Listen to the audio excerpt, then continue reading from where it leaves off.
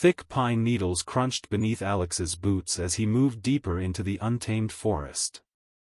The sun was slipping behind the trees, casting long shadows that danced between the trunks. Alex wasn't lost, at least not yet.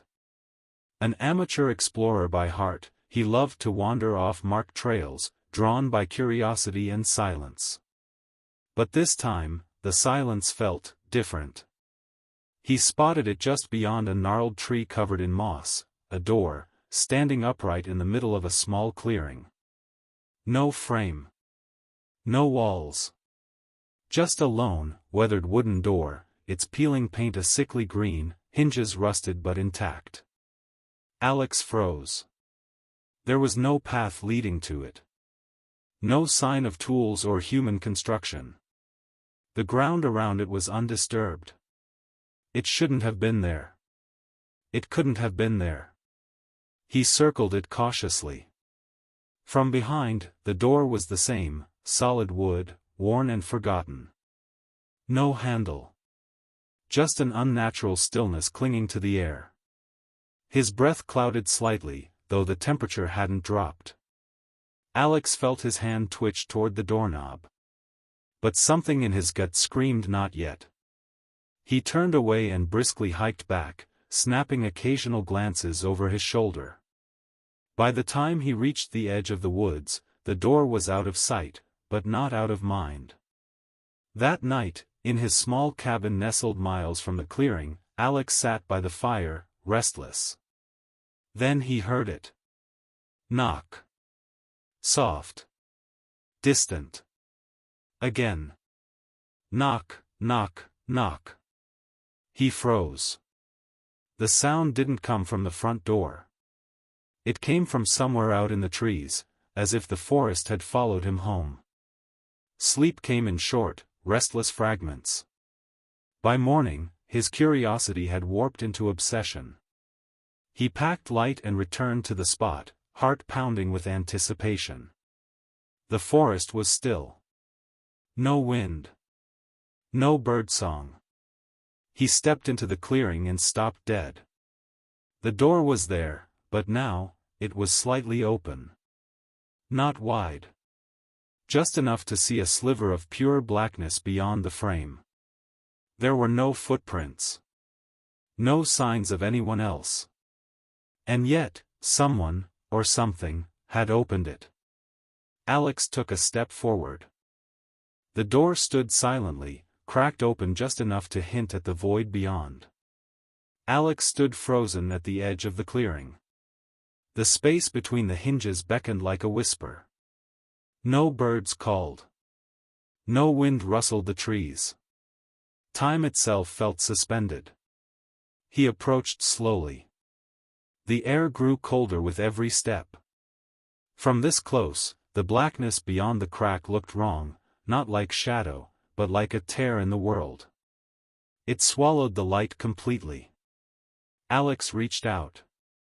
His fingers hovered above the doorknob. It was ice cold, and a faint vibration pulsed beneath the metal. He hesitated for a long moment, then gritted his teeth, and pulled the door open. No creak. No sound. Just darkness. And then, he stepped through. The air changed instantly. On the other side, the forest was twisted, dead trees, blackened and bare, stretched high into a sky with no sun. A sickly orange glow hung low over the horizon, as if the world were caught in endless dusk. The ground was dry and cracked, scattered with bones too long to be animal.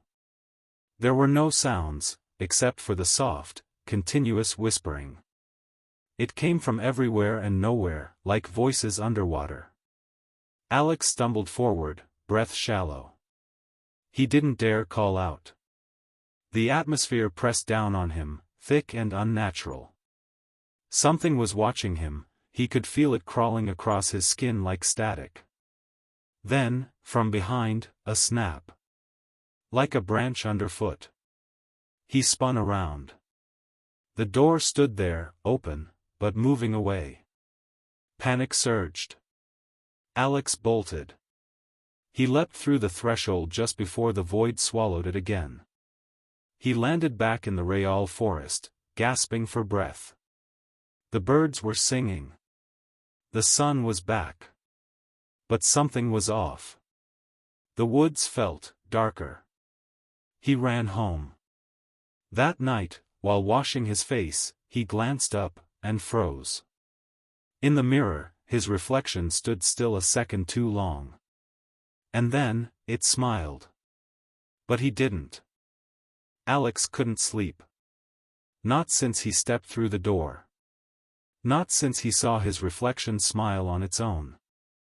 Days passed, but the tension didn't fade. If anything, it grew. The woods outside his cabin no longer felt familiar. The birdsong was gone. The wind didn't move the trees like it used to.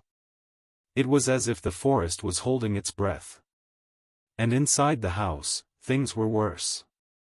Shadows moved where they shouldn't. Light bulbs flickered even after being replaced. At night, he'd wake to faint scratching behind the walls. Once, he found muddy, elongated footprints in his hallway. He lived alone. He bought a motion sensor camera and set it up in the corner of his bedroom. That night, he faced the wall and pretended to sleep. Around 3:17 a.m., the temperature dropped. The air turned heavy. He heard it, a breath, not his own. Slow. Close. Alex didn't turn around. He waited, sweating, frozen under the blanket until the morning sun crept through the curtains. When he finally checked the footage, his stomach twisted. At 3:17, the camera clicked on. A tall, spindly figure stood at the foot of his bed. Completely still. Featureless. It didn't walk into frame, it phased into it. No eyes. No mouth. But it looked at him. And then, it tilted its head. The next night, Alex went to the local ranger station under the pretense of asking about unusual wildlife. The old ranger behind the desk didn't flinch. "You went near Old Hollow, didn't you?" Alex blinked. "What's that?" "Off-map part of the forest. People disappear there. Never figured why, but some say there's something out there that ain't part of this world." Alex's blood ran cold. Back home, he bolted his doors, closed his blinds, and tried to write everything down, to keep his mind straight. But when he opened his notebook, he stopped cold. He didn't write this. It's not in the woods anymore. It's in the house. He heard the floor creak in the hallway. He wasn't alone. Alex barely left the house now. Every time he looked into a mirror, he feared he wouldn't see himself. Lights dimmed when he entered rooms. Electronics glitched when he passed by. And always, he felt that thing watching him. Not from the shadows anymore. From inside. He had to know what it was. What he'd let out. The library in the nearby town was old, most of it forgotten, tucked behind dust-covered shelves. There, in the local archives, he found something strange. A yellowed map from over a century ago. The forest was marked differently then. A section labeled Hollow Grove, Do Not Enter. Right where he found the door. He dug deeper. He uncovered fragments of forgotten folklore, stories of a place where the veil between worlds thinned. Old settler journals spoke of a passage that leads to the unquiet place. They warned of a door once guarded by a secretive group called the Keepers of the Hollow, who performed rituals to keep the boundary sealed. Then, one journal ended abruptly, just pages of smeared ink, and this scrawled line. "The seal is weakening. The door hungers." Alex felt sick. He rushed home to find his front door wide open. Inside, his belongings were untouched, except for the hallway walls. Long black handprints, like soot, trailed toward his bedroom. That night, he dreamt of the other world again. But this time, he was walking through it, not alone.